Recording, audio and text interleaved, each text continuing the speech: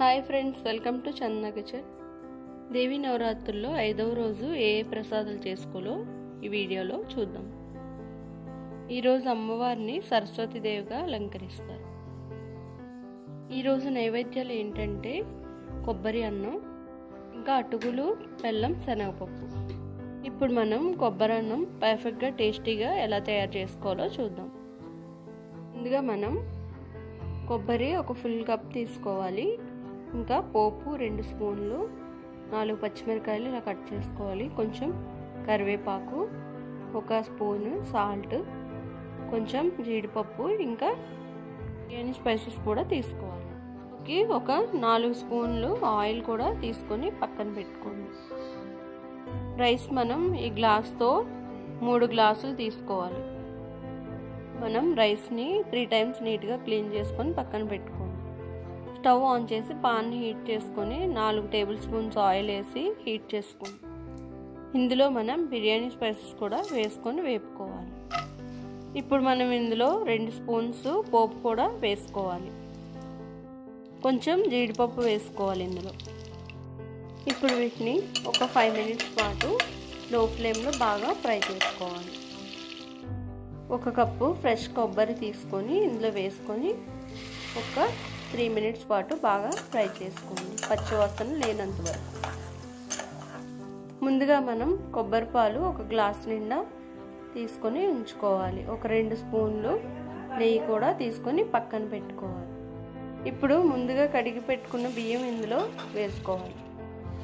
1 spoon salt కూడా వేసుకోండి.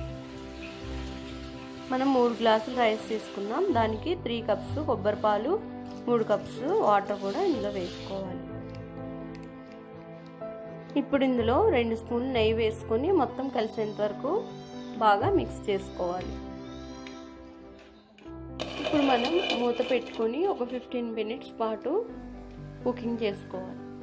అంతే అండి, ఎంతో టేస్టీ అయిన కొబ్బరి అన్నం రెడీ అయిపోతుంది.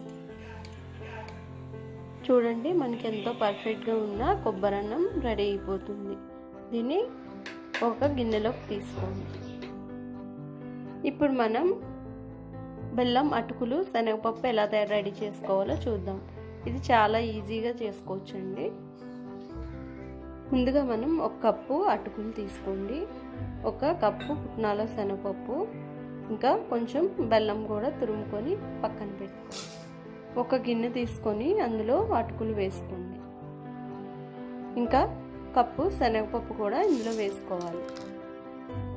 ముందుగా మనం బాగా తురుముకున్న బెల్లాన్ని కూడా ఇందులో వేసుకోవాలి. ఇప్పుడు ఈ మూడింటిని బాగా మిక్స్ అయ్యేలా ఒక 3 మినిట్స్ పాటు బాగా మిక్స్ చేసుకోండి. అంతే అండి, అమ్మవారికి ప్రసాదం రెడీ అయిపోతుంది. అటుకులు, బెల్లం, శనగపప్పు.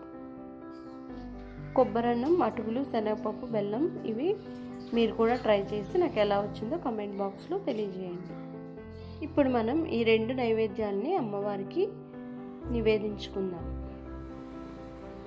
దేవి నవరాత్రుల్లో ఇలా 2 పూట్ల పూజ చేసి అమ్మవారికి నైవేద్యం పెడితే చాలా మంచిదండి. మీకు నా రెసిపీస్ నచ్చితే లైక్, షేర్ చేయండి. మీ ఫ్రెండ్స్తో, ఫ్యామిలీ మెంబర్స్తో నా ఛానల్ని సబ్స్క్రైబ్ చేసుకోవడం మర్చిపోకండి.